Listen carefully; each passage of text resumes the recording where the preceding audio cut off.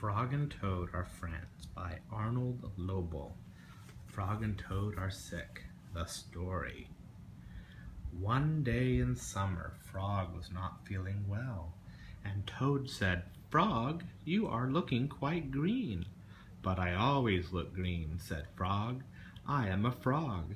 "But today you look very green, even for a frog," said Toad. "Get into my bed and rest." And Toad made Frog a cup of hot tea, and Frog drank the tea, and then he said, "Tell me something while I am resting."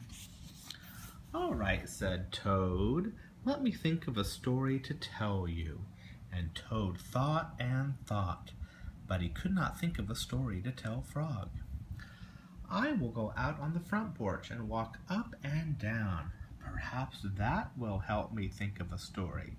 And Toad walked up and down on the porch for a very long time, but he could not think of a story to tell Frog. Then Toad went into the house and stood on his head. "Why are you standing on your head?" asked Frog. "I hope that if I stand on my head it will help me think of a story," said Toad. Toad stood on his head for a very, very long time, but he could not think of a story to tell Frog. Then Toad poured a glass of water over his head. "Why are you pouring water over your head?" asked Frog. "I hope that if I pour water over my head it will help me think of a story," said Toad.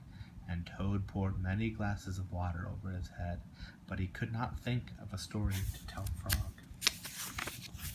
Then Toad began to bang his head against the wall. "Why are you banging your head against the wall?" asked Frog.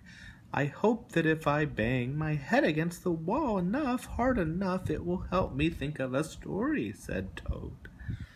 "I am feeling much better now, Toad," said Frog. "I do not think I need a story anymore." "Then you get out of bed and let me get into it," said Toad, "because I feel terrible now." Frog said, "Would you like me to tell you a story, Toad?"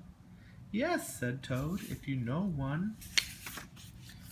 "Once upon a time," said Frog, "there were two good friends, a frog and a toad, and the frog was not feeling very well, and he asked his friend the toad to tell him a story, and the toad could not think of a story.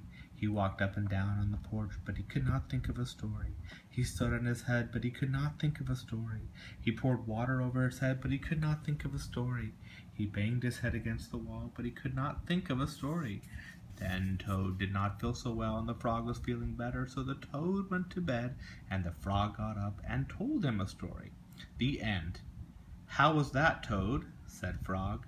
But Toad did not answer. He had fallen asleep.